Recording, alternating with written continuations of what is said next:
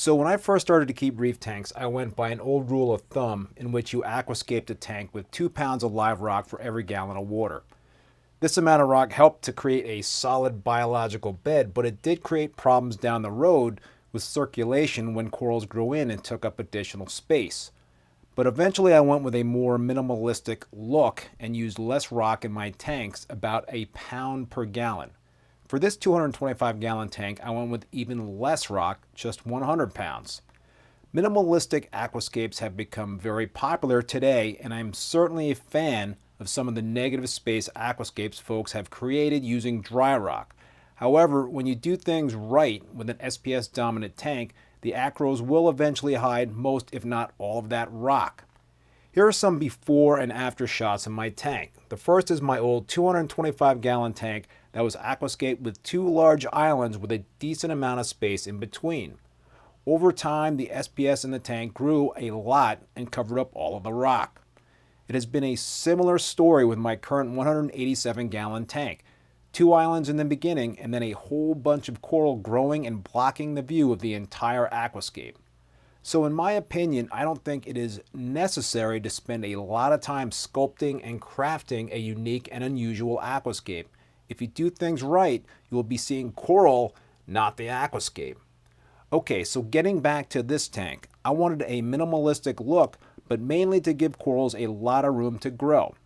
I'm using live rock for this tank, and I just wanted something simple that would fit the character of this lagoon-style peninsula, which is 72 inches long by 36 inches wide by 20 inches tall.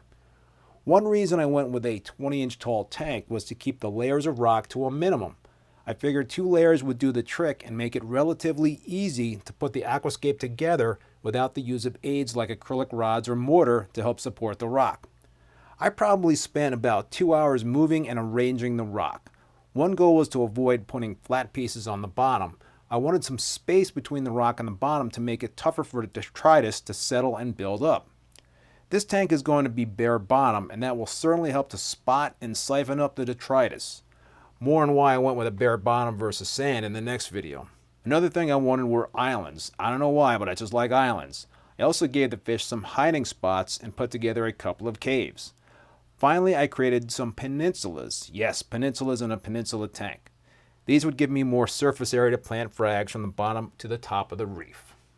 In general, this live rock was really easy to work with because it did have a lot of nooks and crannies, making it pretty easy to lock together.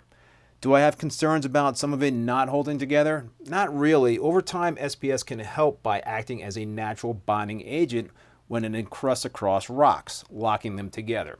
Anyway, I am really pleased with the way this turned out. It checked a bunch of boxes. It looks natural, is practical, and has that minimalistic look. Well, at least until the corals grow out.